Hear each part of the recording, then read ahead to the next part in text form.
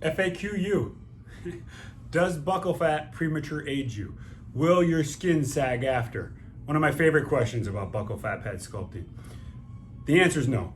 Listen, this aging that you're starting to see, the separation of this fat pad, that's superficial fat atrophy. Then there's muscles, then there's arteries, then there's a gland, the parotid gland, then there's a duct, then there's the buccal fat. So the buccal fat pad allows a smooth contour from kind of the temple down to the oral commissure.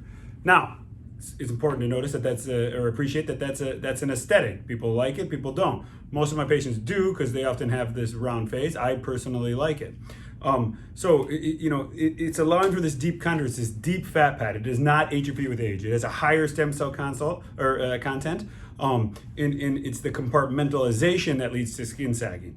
The dermis is attached by certain ligaments within the face. The mandibular ligament, it's a true ligament, goes from the bone to the dermis. That allows the jowl, but that's the superficial fat pad that we're messing with there, that we're talking about. So you try to tighten that from the outside.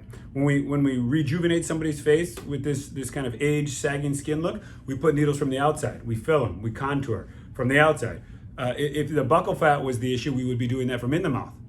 No plastic surgeon does that. Come on, man. So the key is it does not, and then also bite on your cheeks. It actually pulls the skin up. It does a superficial inside out lift if you remove some of the mucosa and the muscle, as I do. So short answer, no.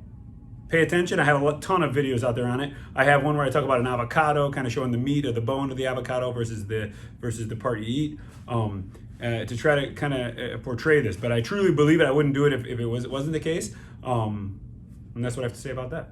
FAQU.